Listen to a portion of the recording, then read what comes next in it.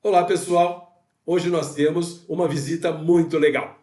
É o Dr. Luiz Roberto Olímpio Júnior, que vai contar para a gente muita coisa interessante. Inclusive, ele vai usar o nosso canal aqui também para lançar o seu novo livro. Vamos lá?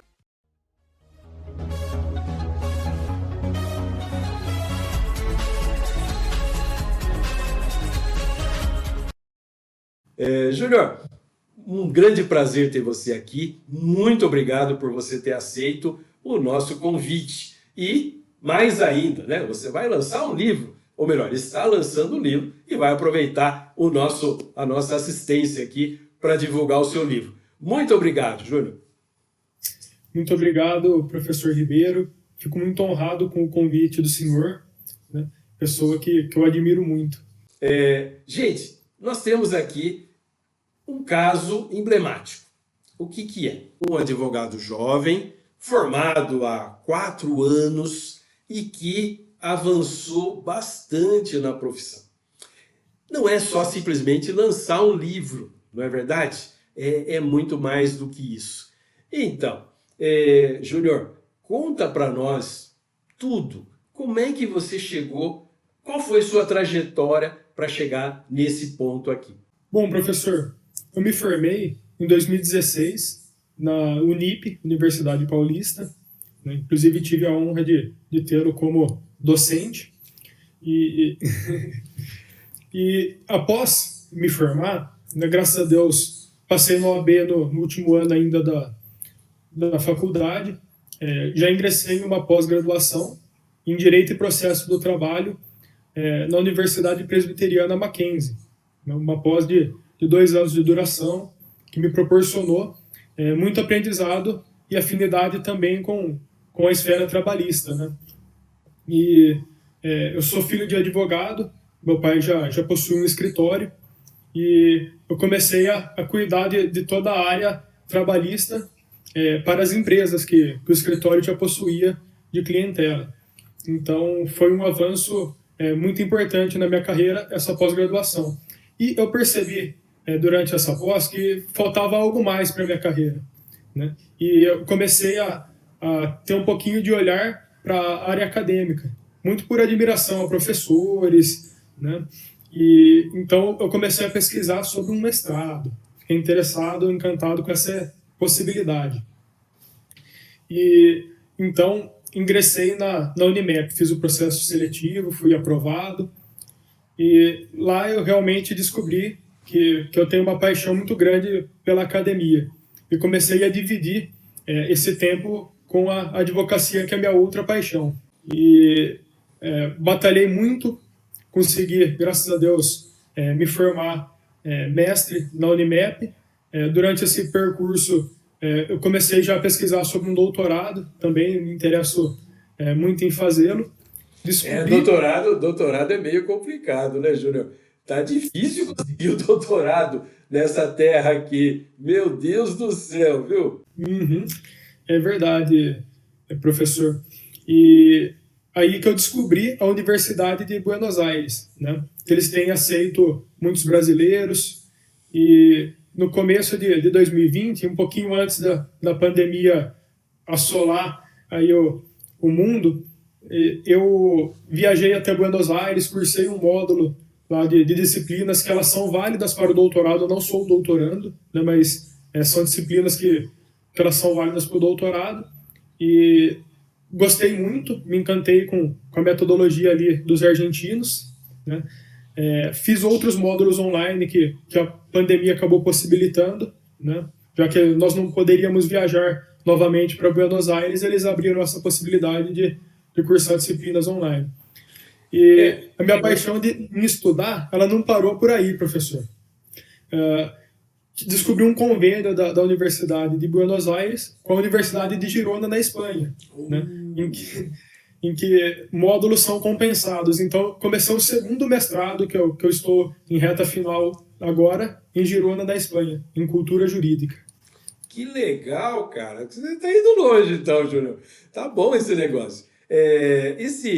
Essa Universidade de Buenos Aires, né? Ela é muito conhecida aqui entre nós, né? E realmente ela tem oferecido vários cursos para brasileiros, inclusive, né? Inclusive tem, salvo engano, não há uma exigência de que a tese seja feita em espanhol, pode ser feita em português. Eu acho que é isso, né? Não sei se você já chegou nesse detalhamento do curso. Não, eles têm exigido que ela seja em espanhol, né? Ah, Tem alguns trabalhos que a gente faz desses módulos que eles são válidos para o doutorado como carga horária, mas ainda não temos esse reconhecimento de doutorandos, isso é só após ter um projeto de tese aprovado, né? Eles aceitam trabalhos em português, mas a tese ela tem que ser em espanhol, é obrigatório o requisito deles. mas mesmo assim, muito legal. E também, você, para fazer o mestrado, para fazer o doutorado, você tem que ter proficiência em línguas, né? E normalmente nós brasileiros aqui vamos correndo lá para o espanhol, né? Apesar das pegadinhas de espanhol que a gente sabe que existem, né? Mas pelo menos é uma língua bem mais próxima da nossa aqui. E você falou também dessa faculdade da Espanha. Conta mais aí pra gente esse negócio. Como é que é esse convênio aí? Um convênio que, nesses módulos que nós fazemos na UBA, são 4, né? Uma divisão em 4 módulos, e nós podemos fazer um desses módulos para revalidação depois do diploma aqui no Brasil, lá na Universidade de Girona. E lá são 2 módulos que nós temos que cursar. Então, na realidade, enquanto você cursa um módulo em Girona, você está cursando também um módulo na UBA. Então, é uma economia de tempo, de carga horária, né? E a exigência deles é um pouquinho menor em relação ao Brasil quanto ao trabalho final. Aqui nós temos que fazer uma dissertação, né? Uma coisa um pouquinho mais elaborada, um pouquinho mais trabalhosa. Lá eles aceitam como trabalho final uma monografia, né? Então, uma coisa um pouquinho menos detalhada, vamos dizer assim, né? Então, eu não iria aguentar nesse momento fazer uma outra dissertação, né? É uma coisa muito pesada, eu estou guardando essa energia para o doutorado. Então, me animou Sim, essa possibilidade de compensar a carga horária e ainda com uma monografia poder concluir um segundo sim, mestrado. é mais simples, né, uma monografia do que uma dissertação e depois a tese, né? Porque a tese tem que ser uma coisa mais nova, né? Não pode ser a dissertação.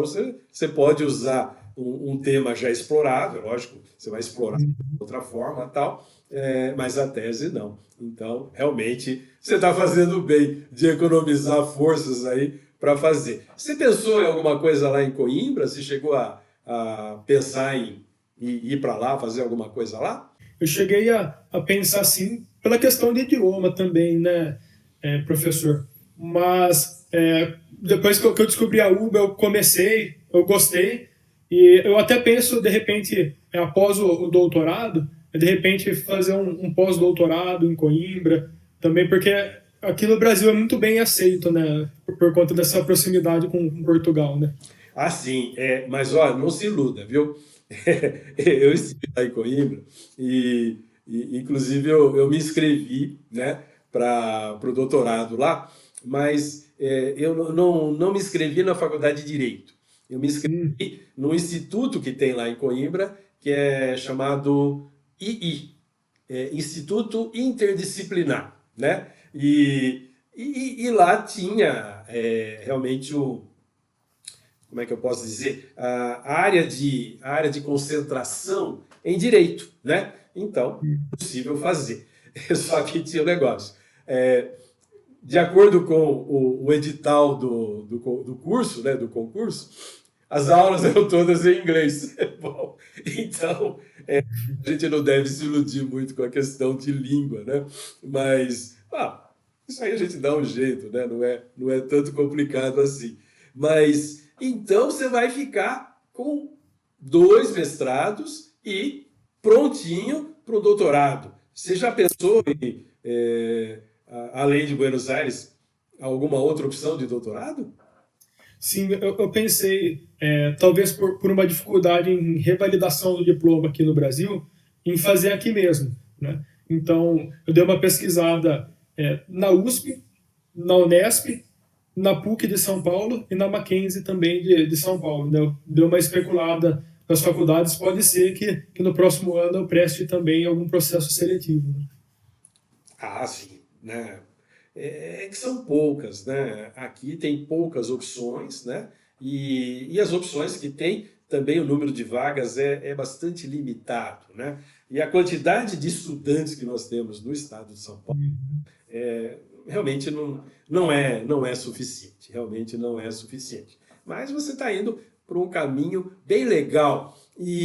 Mas voltando um pouquinho lá, isso já era opção desde o do curso de Direito ou você resolveu isso depois que já estava cursando, né? Porque se você, como você disse, né? Você vem de família de advogado. Isso já é uma ajuda muito grande, uma ajuda profissional muito grande, né? Mas eu tenho certeza, né, que a ideia era você ser advogado, trabalhar no escritório da família e tocar o barco, né? Eu acho, não sei se era esse o plano da sua família, do seu pai, em relação a isso, né? De você continuar estudando. Estava dentro do programa ou você se interessou e foi atrás após, né? Após o início do curso? Como é que foi o negócio? Então, quando eu estava na faculdade, minha ideia era só advogar, mas eu sempre admirei a profissão do docente. Eu sempre admirei os professores assim que a gente acaba tendo mais afinidade, né? E meu pai ele sempre me incentivou a ir além dele, né? Isso foi sempre um incentivo que ele deu, mas sempre me deixou muito livre para eu escolher os meus caminhos, né? E depois que eu me formei e decidi fazer uma pós-graduação, ele sempre falava, você não pensa em também talvez fazer um mestrado, né? Eu falei, pai, gosto, né? Mas vamos devagar, deixa eu ver se eu vou realmente me interessar. E durante a pós eu comecei a fazer umas pesquisas, a gente começa a observar mais ainda os professores, e daí eu comecei a despertar um pouquinho dessa paixão, né? Ah, que E legal. aí, conforme a gente vai pesquisando, a gente vai se encantando, e Que foi uma coisa legal. que foi gradativa, não foi um desejo desde o início da graduação, né? É isso que você está dizendo, é muito importante, né? Vamos dizer, você está na área acadêmica, você já tem formação acadêmica, vai continuar, claro, e não demora muito, você está lá numa sala de aula como professor, sem dúvida, né? E você é um exemplo, né? Você viu que a sua carreira acadêmica, né, foi inspirada, né? Professores inspiraram você a trabalhar nisso, né? A prosseguir nos seus estudos e tudo mais. E aí, quando você for professor, e eu acho que muito em breve, né? Você também vai ser uma fonte de inspiração para aqueles alunos que tiverem a felicidade de ter aulas com você. Nossa, vai ser muito legal, com certeza, né? Não vejo a hora de ter notícia sua como professor de direito. Me conta, qual que é a área de atuação que você está mais focado hoje? Hoje eu trabalho muito na esfera trabalhista para empresas, né? Na parte consultiva, contenciosa, compliance também. Eu gosto muito de estar no ambiente da empresa, né? Esse diálogo com os proprietários, com o RH, com técnicos de segurança, engenheiros. Opa, Na pera um pouquinho. parte. Pera um Uhum. pouquinho. Vou interromper você. Nós já avançamos um pouco no tempo aqui, mas contato com empresa, isso é muito legal, né? Um advogado trabalhista voltado mais para atendimento de empresas, né? De clientes patrões. Vamos fazer o seguinte, vamos dar uma pausa e a gente volta no próximo vídeo, ok? Perfeito, professor. Muito obrigado.